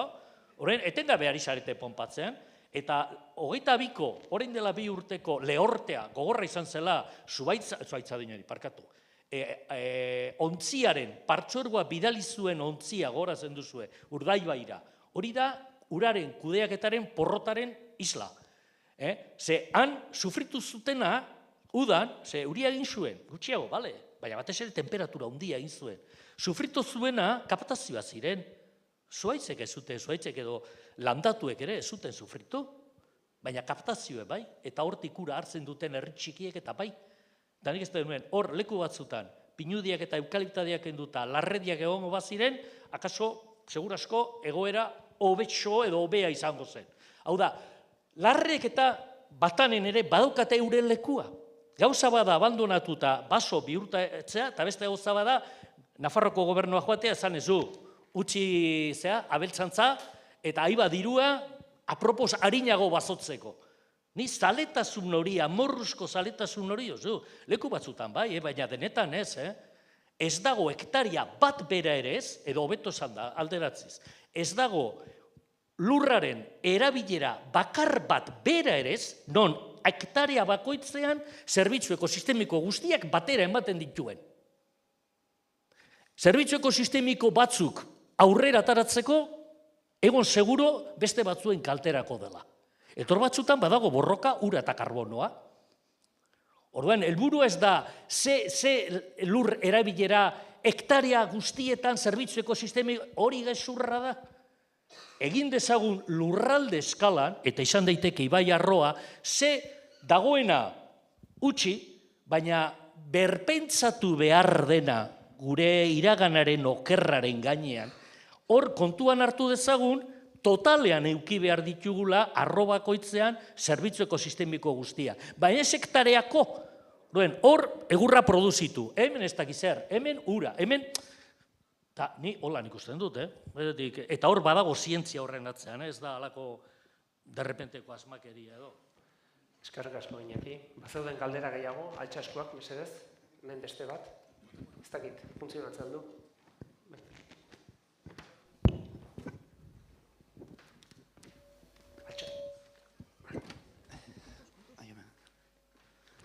Bueno, arratsaldeon da eskerrik asko hitzaldiagatik, oso interesantia.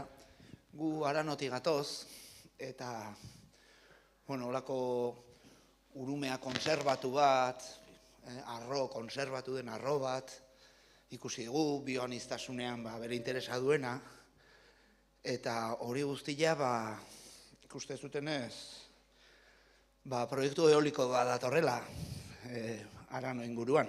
Latxeko erreka ez hautzezue, harri inguru hortan 100 megabateko proiektu eoliko bat datorrela.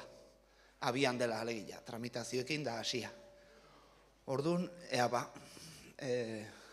pixkatinakik esaten zuen, kudeak eta arduratsu horren barruan ikusten dezuten olako proiektu bat. Badakit ez ez, baina horren inguruan, haiko bazinate. Hori alde batetik eta bestetik, gu plataforma bezala sortu dugu plataformatxo bat, eta iritsiko zaigu garaia elegiteak eta egiteko. Orduan, ez dakit, Arantzadi, UPV, zuen aholkularitza teknikoak edo alderdi hortatik, babesa izango genduen ala ez galdetzea da. Hoitxe, horratxe.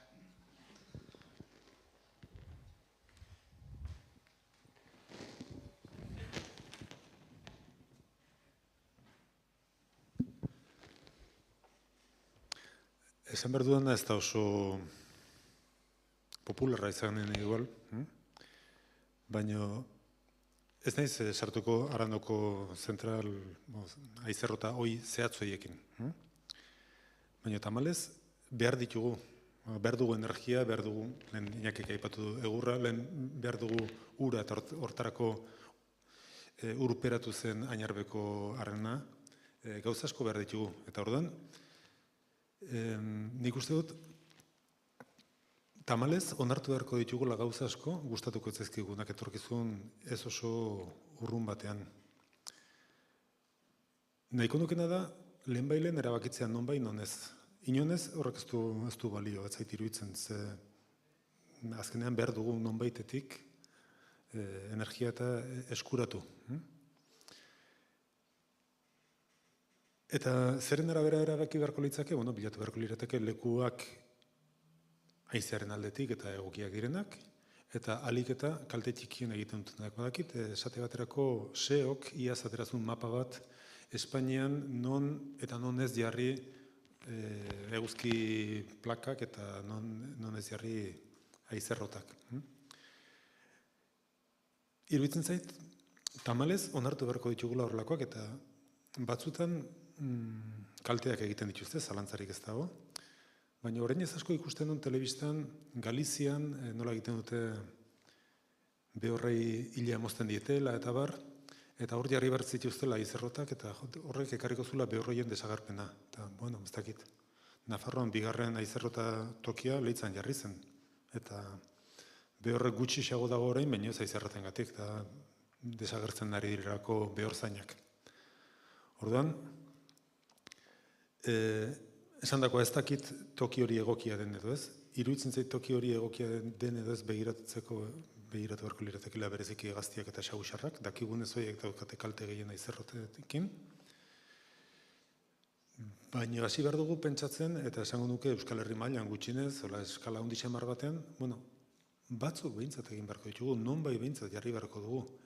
Eta ez da gure lana hortarako daude agintariak eta kudeatzaileak eta bar, baina beraiek egin beharko lukete, esan non. Eta esperantza daukat, gaur egun jartzen ditugun haizerrota horietako batzuk, hemendik 40, 60, 80 urtera kendu ahal izanen ditugula. Bitartean txikizio egin da, baina esango nuke, ze bestela ez dakit nondik bizi behar dugun. Ze energia nik behintzat kontsumitzen dut, eta nik bezala denek.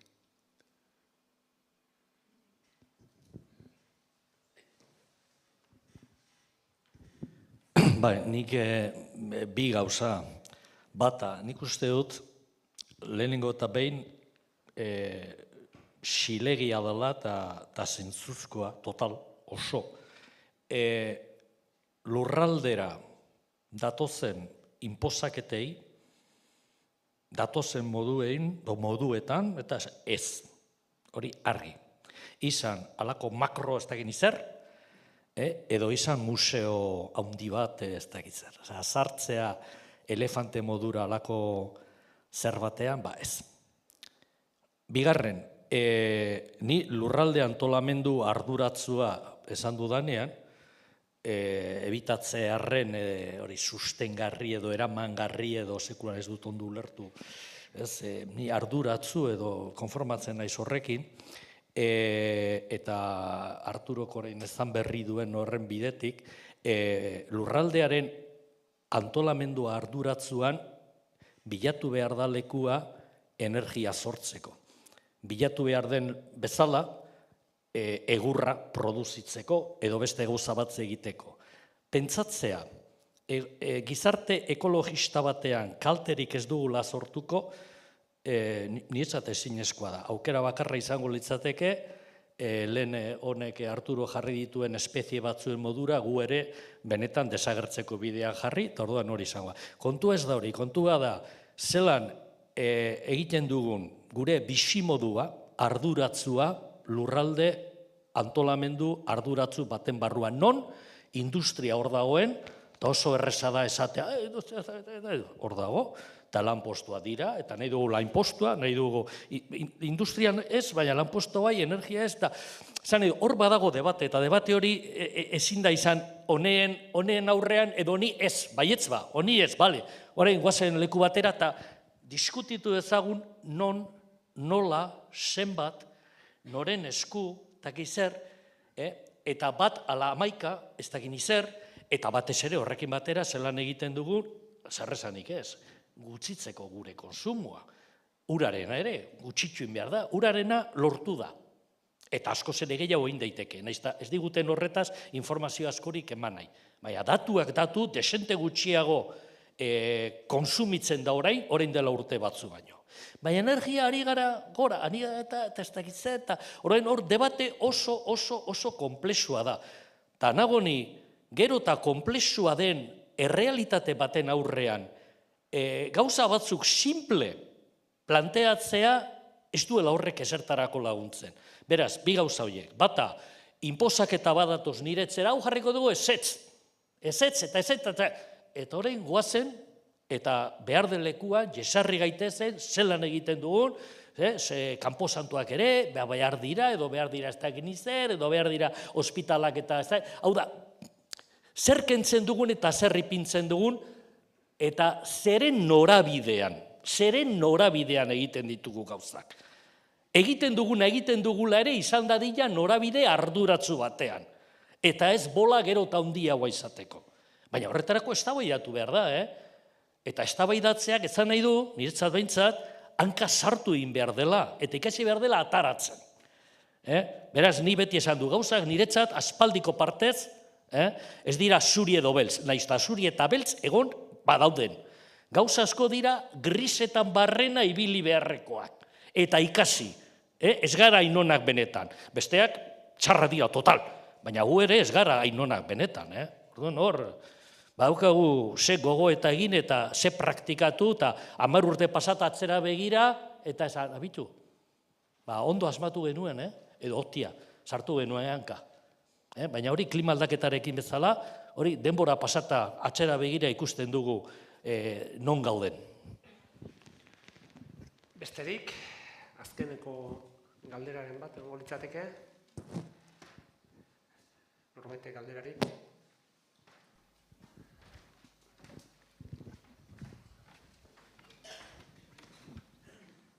Barkatu, ni eskaldun berri naiz, eta nahiko nuke galditu. Urumea ze esan nahi du, da miura bezalakoa ala ez. Eta hernani ze esan da, hernean hitz de muchos brotes, edo ala ez. Barkatu. Filologoa gonbidatu behar gehiago gaur.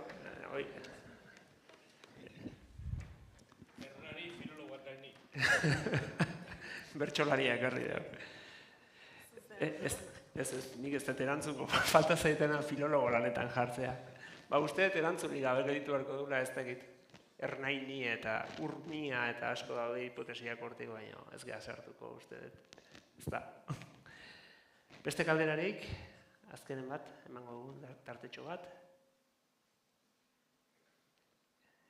Bat. Azkenekoa. Bale, ez dakit oso ondo nola planteatu, baina, bueno, da pixkat, ibaiak ekartze ditun sedimentu guzti horiek, gure bailaran dazkaun presa guzti horietan, nola juten dian, bertan gelditzen, bazkenen inakik aipatu duen zea hori ez, ibaiek botatzen duten sedimentuak itxasora botatzen dituzten guztiek, nahi okurritu zait momentu hortan, gure herri joan asko gelditzen dela toki horietan, ez? Eta bakigu, bailaran bazkaula presa batzuk, gaur egun funtziorik ez dutenak, eta hor daudenak, eta tope daudenak, ez? Eta ez dakit ere oso ondo zein den planteatu nahi duan galdera, ez? Baina badagola hor dragatu ibaia, ez dragatu presak kendu, ezkendu, lehen urteko uralditan, uraldiko erauntxi hortan, bapatean diputazioa etorri zen, eta erreka bat dragatu zuen, gero beste urumean ez du dragatzeko inungo intentzioik, ez dakit ez, pixkat, igual, haber posible dezuen azaldu, zein den kriterioa edo, ez dakit ez, nahi esatea, bale, dragatu ez, oso ondo onartzen dut. Baina lehen urtean sagarretako erreka dragatu nintzen. Eta orduan, harritu egiten zaitu gauza horiek ez, esatezu, zergatik dragatu da? Norbait egoskor jarri delako? Edo, ez da pixkat igual, zehozea aipatzeko badute zuen horren ingurun. Ziur baten batek badaukala, ze uste urteak da maizkila eztabaida horretan, beste eztabaida konplexu bat izango litzateke agian zentral hidroelektrikoenak eta presak eta biodibertsitatea berriz Arturo. Presa bota daukazu kezka, bota. Balio ez duten presek izugarrizko kalte egiten dute eta traba besterik ez, eta kendu egin behar dira, hortan ari gara. Eta Europar Batasunak orain atera du lege bat esaten duna, hemendik ez dakite 15-20 urtera, 25.000 ibai zabaldu behar direla. Zabaldu esan nahi du presak eta oztopoak kendu. Sedimentuak, dragatzeak hemen normalen ez du ezertarako balio. Eta Ergobian bertan daude horren erakusle. Ura agentziakoek egin izan dituzte ikerketak, ikusi nola datorren uholde bat, eta lehen zauden sedimentu guztiak eramaten ditu eta berriak ekartzen ditu. Guk ikusten dugu barra bat eta ondarpila bat edo legarra eta erreka hartzean, baina ez gara konturatzen aldiro desberdina direla legar bikorroiek. Etengabe pasatzen ari dira. Sedimentu gehiegi baldin badago, da higadura gehiegi dagolako. Urumean lehen Iñakik esan du, normalen ez da hori gertatzen. Hemen Hernani aldean eukaliptuekin eta daukazuten zaletasun horrek ekarriko ditu sedimentu gehiago hemendik urte batzutera. Eta dragatzeak ia inoiz ez du ezertarako balio, salbuespenen bat izan daiteke ez nuke ia inoiz esan dut, ez inoiz, ez beti badira salbuespenak. Eta batez ere egin bertzaiona ibaiari da tokia eman. Orain da, 30 bat urte, deitu ninoten Loiola auzoan badago talde bat Piraguan eta aritzen direnak, Urumea gurea da, ez dakit nola duen izena. Eta haiek haitu zutela, Europan nonbait hasi zirela ibaiak deskanalizatzen, eta horren inguruko norbait ezautzen nuen, eta ekarri nuen ezagun bat inglesa, eta hasi zen esplikatzen nola ari ziren deskanalizatzen, gaur egun hori ja Urumean eginda. Baina orduan zen, pentsazina, imaginatu ere ezin genuen egin hori inoiz hemen egingo zendik. Eta egun baten egin genuen irtera bat, Loiolatik abiatuta Goizutaraino. Eta gelditu ginen, Hernanien justu rugby zelaiaren errekaz bestaldea. Eta orduan antzegoen siderurgia handi bat zertzen horrepego, zokerrezpan naiz. Eta tipo horrek esan zion bida, inoiz fabrika hori txiko da. Eta orduan daukazute aukera, ibaiari tokia emateko. Eta esaten genuen, hau burutik egina dago. Eta efektibamente, handik ez askora, fabrika itxi zen. Eta zer egin zen, poligono industriala oraindik ibaitik bertago. Aukera handi bat galdu genuen, uholdei toki pixka gehiago emateko. Orduan, hor dragatzen baldin badugu, ontaz ere asko hitz egin izan da Astigarra ingurun. Askotan uholdeak izaten dira, baina zergatik, behiratzen baldin baduzu, lehen ibaitik lehenbiziko etxera kilometro bat zegoen, orain daude 2 metro. Eraiki dugu etxe edo poligono edo dena delako, ez? Eta Astigarragarrek, orain da urte batzuk, asko eskatu zuten dragatu egin behartzela ibaia. Esplikatu zitzaien arte, zuki ibaia dragatzen baldin baduzu, itxasoa barrurago sartzen da. Zer ja marean mailan zaude. Beraz uholde ez da murrizten egiten da, haunditu. Orduan, askotan ibai dragaketak eta ibai ertzeko landaredia garbitzearekin, ia zer ez da lortzen, kaltea egiten da, ze hor badago uraren kalitatearekin lotuta, biodibertsitatearekin lotuta eta bar, eta okerrago dena, askotan ematen da sensazioa ez sartu dira makinak, dragatu dute, beraz ez dago arriskurik. Ez, holako segurtasun inpresio faltsu bat, eta hori oso arriskutsua da. Orduan, esan dakoa, presak ez badute balio bota, eta ez dragatu ibaia. Bueno, amaitzeko eta ahaztu aurretik mendizale astearen barruan gaude, aurten, eta horrek baduka bitxikeri bat, eta kontua da uste dut zuetako bakoitzak zenbaki bat hartu dula. Orduan, egiten dutena da zozketa txiki bat, atea itzazue zenbakiak, zuei eman aldizkizuete zenbakiak, ez? Agian izango da zuek parte hartu beharko dezuelako zenbakiak. Batetik? 83 gaude hemen, pentsa.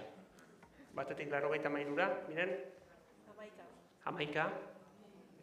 Goiztiarren bat. 11. Ez aldago 11-arik. Venga, besteren bago, 11 gordeko dugu, tarte batean, Iñaki? Bat eta ondoan bat, hori da, bazta. Ez dago 11-arik? Ez da sinistekoa. Zuk 11? Bai, atean mesedez, momentutxo bat, txalo bat. Esplikazio batik izan da, bat eta bat, bai. Bai, bueno, ez egiten duzu, igo inbar du edo horaxe ematen da. Bueno, zuei. Iñaki, beste zenbaki bat? Azkena, etorri denari, 83. 83. 83. 9-3. Ez aldago 83-rik. Bai, 9-3, bai, hementxe? Oso ondo. Bera, ura zitz egiten ari gala, kantinplora. Oso ondo. Arturo? Hortek urtea bezala, 2 lau. 2 lau. 24. Ia, baina ez du balio. 2 lau. Hau da. 2 lau, 24, ez? Zertetu, zenbaki arraronak, ez aldago, 24-ik? Ilunpetan, ez? Alde ingo zu. Bueno, beste bat, 24 ez? Bat, 2, 3, 24 ez. Arturo? 3-6. 3-6, 36.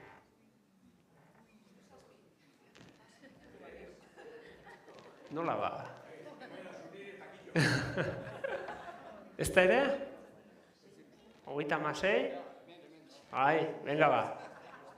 Hala, 36. Bea, klima aldaketaren kontua eta ez dakit. Hartu mesedez.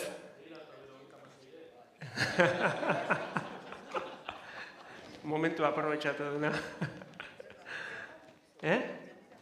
Kalean ere erabiletik nik uste. Baina mendian hobe, beti. Oso ondo. Bueno, gaurkorekin amaitzeko, hasieran esan deguna ez, etxeko lan batzuk editu zaizkigu, lurralde antolamentua, uste garrantzia asko hartu dula gaur, eta uste denok bat egiten dugula, horrek etorkizuna begira ere duen pixua eta eman ditzakela soluzio batzuk. Hemen jende asko zaudete, hasi Donostitik eta Goizuetarainokoak, eta agian plaza ona da plazaratzeko eta etorkizuna erronka bezala jartzeko. Ondorio bat izan daiteke, hemen 83 pertsona zaudete, beste hainbat streaming bidez, gaur zientzia arloko hainbat kontua aipatu dira eta euskeraz. Eta uste horrek ere baduela meritua, 3. urtea da, aretoa bete eginda eta streaming bidez jende asko dago. Orduan, eskerrik asko, ikusten da zientziak erakartzen dula eta euskerak ere, eta datorren urtean, espero dugu gehiago, mesedez bukatzeko txalo bat iruizlariei dikane hon dira.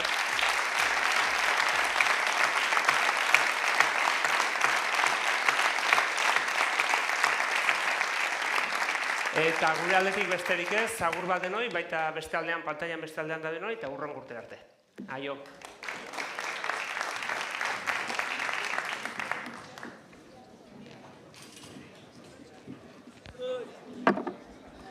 Jo, bai,